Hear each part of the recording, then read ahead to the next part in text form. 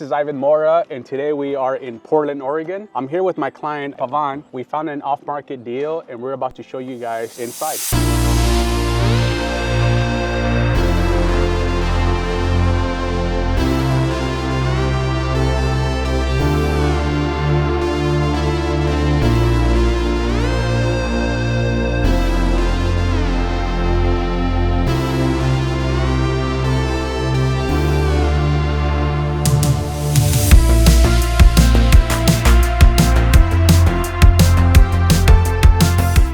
Pavan, we met about 30 days ago, roughly. So since day one, we've been looking at properties. Yes. I think we put how many offers? Maybe I think 3 to 4? Yeah, 3 to 4 on the market. None of them got approved. And then we start looking at off-market deals. Yeah. We came across this one, and I think you closed within what, like a week or two? Within 2 weeks. Within 2 weeks closing. And the process was hard money. Yeah. So this was a hard money financing. And then also the deal was as is. As you can see, guys, there's a lot of debris on the exteriors. There's a lot to improve here. And one of the reasons that caught our attention on this deal was the forced equity. So this is a 2-bedroom, 1-bath. Yeah. And the goal is to convert it into a 3-bedroom, 2-bath. That way we get a higher ARV. And this is gonna be fix and flip. Are you planning to keep it as a rental? Probably it will be a fix and flip. Fix and flip. Well, we'll show you right now inside what it looks like. Let's go on. Yeah. So as you can see, this is the way the house was purchased. A little bit light. We need a whole new kitchen remodel and then eventually do an extension that way just to create that extra forced equity. So Pavan, what is one reason that caught your attention on this property? The first thing about this area is we saw a lot of families and kids running around. So the first thing is the price point, which this was in the market, really attracted us. And then running with Ivan some numbers on the comp, also the ARV or the rehab. So Ivan gave us the confidence that, okay, there is, I would say, a business case for a flip at least. And if we can force the equity a little bit more, it can also become a buy and hold. That was the main reason we went through this. Is this, you as an investor, is this one of your first fix and flip properties? This is my first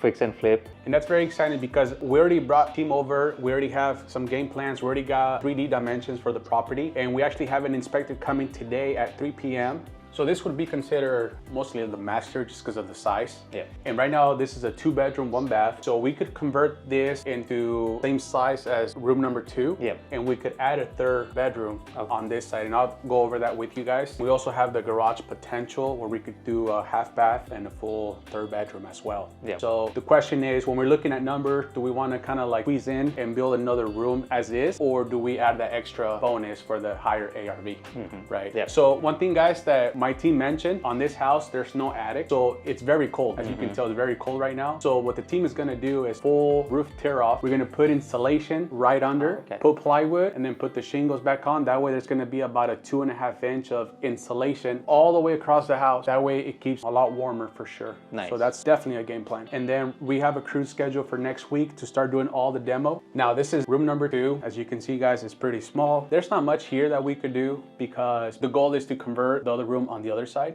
So this would be a full tear off, new carpet, or actually new LVP, full demo, new drywall, and then we're gonna push some new can lights up here. Same thing with add extra insulation as well. So there's 2 options here. Yeah. Option 1, going back to the main room. As you can see, we have all this big gap there. Yep. It's the space, it's useless. So this door, we actually would open like this. This way, inside, okay. Open this way. This is part of the closet. And then right here, it's gonna be like a small closet, half that size. Okay. Now, on the other side, so this room is gonna be exactly like this one. Okay. Now, we have all this space. So the next room, the 3rd one, would start from here and it will stop right here. So that wall that you see right now would be gone. And then this would be your 3rd room with another half closet. So the door right here is, we could close that out and move the door over here. That makes sense. So that door, as option 1, that door will get canceled, and then we'll put the door on this side. That way, as you walk in, you're facing straight the kitchen, and then as you come here, you have the hallway. You have the option of room 1, room 2, room 3, and then the bathroom. What we're gonna do, since we're moving the door this way, this bathroom, we're gonna extend it up to here. This sink will actually be over here. Okay. With the window in the middle. And then now the bathroom, we just made a lot bigger. Ideally, want to break this wall, so we have all this space to get creative. So if we break this wall, so my team said, well, we should put another layer of concrete, and if we could raise it up to here, that way everything's same level. This is all gonna get all demo. There's actually a beam right there. This is the beam on top. That's what supports the structure of the home. And as you can tell, the beam stops right there. So what we would do is we would continue with the beam all the way to the corner. We would raise it, same as the living room. Same ceiling right here on top.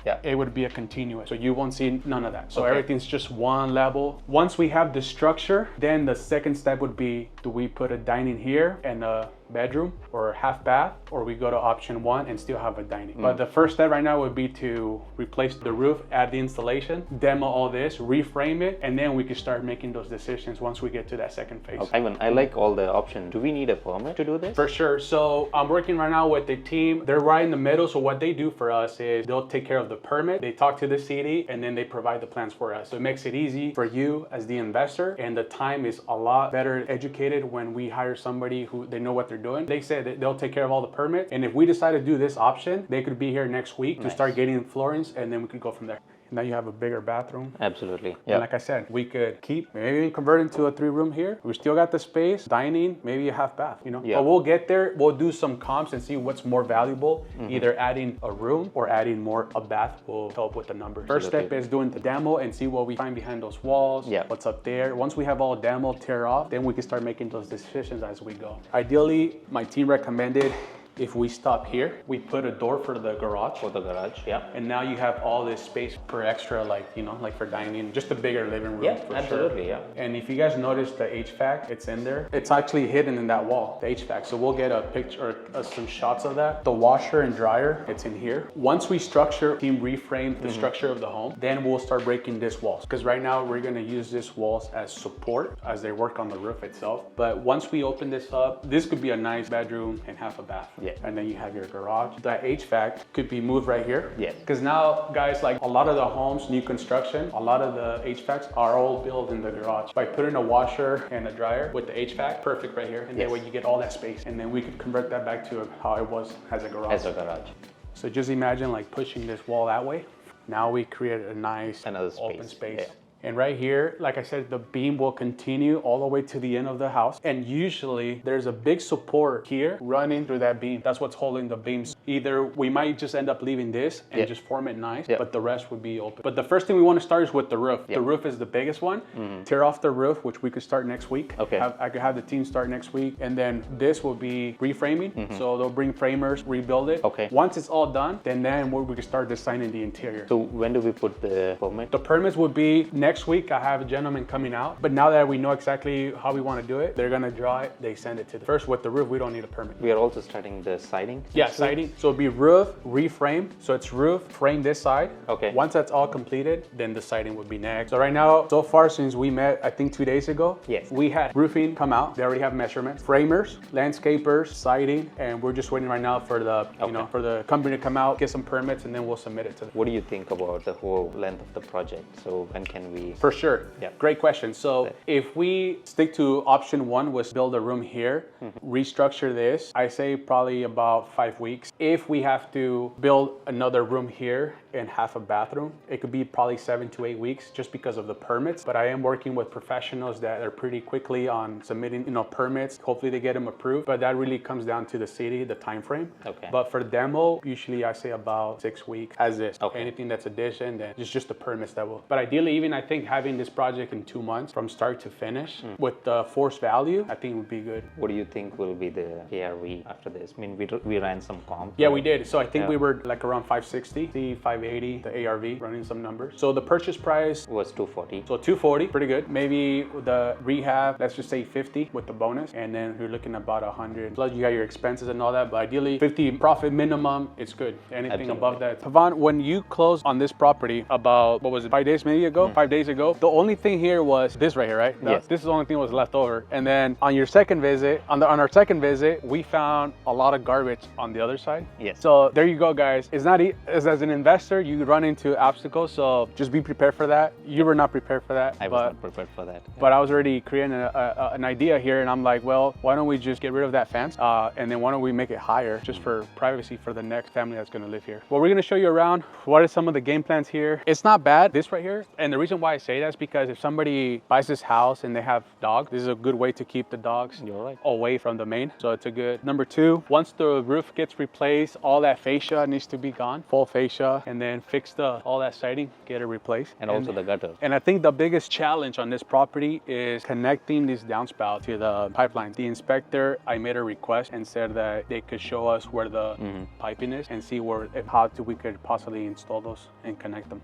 Okay. And I think you have a report too, Yes, right? I need to send that to you. Yes, because I gotta send it to the inspector. All windows will be replaced. Besides that, there's a little bit of space to play here. But again, if you're flip, I don't think, would make sense. But once it's all demo, we get better ideas. And I think here, like I said, once we start getting the permits, I think to me, it looks like it's already by code, because if you look at the neighbors, it's like the same space. So maybe if it is, that's good. So that way we have more space to play with. All right, is there anything else? Ivan, I understand what you said, and that's a very important point of it should be connected to the seawall. But I've also seen those water spout connected away or diverted away from the foundation. Yeah, is that a good option, or? It's the second option in case the pipes are way too far out. Okay. So that is an option as well. Okay. Where you just push them away from the house foundation. I can tell it in one word is wow. We've been very fortunate to meet Ivan. From day one, he's been honest, he's been very punctual, he's very on top of all our requests, and no matter if it is a small deal or a big deal, he shows the same kind of interest, and that's really what me and my wife like about working with Ivan. Yeah. One really great USP of Ivan is he's just not a realtor. He's also a construction expert. So he knows by looking at any deal, like, hey, okay, based on the comps, it makes sense to buy or not. But also after that, what it takes to rehab that property. And always he has shown a couple of examples from his past where he has converted those properties on his own and how the ARV has increased. And the third thing is he also helps he's a GC. He has a one-stop shop for any investors like me or the new investors like me. My wife, he's a one-stop shop, and he has all kind of expertise under his belt. Yeah, and I think on some of those past projects that we looked at, right? Some of the deals that came to us were like, this is what the rehab cost is. And I'm like, they're like $20,000, $40,000 off, because that's not true, especially just being in the industry. I know where numbers are. And I know there was a few that we said, when I show you the numbers, you're like, that really does not make sense, because the rehab's way off than what the deal was showing. So that's one. I leverage my experience and my time helping investors like you how to calculate better with the rehab, and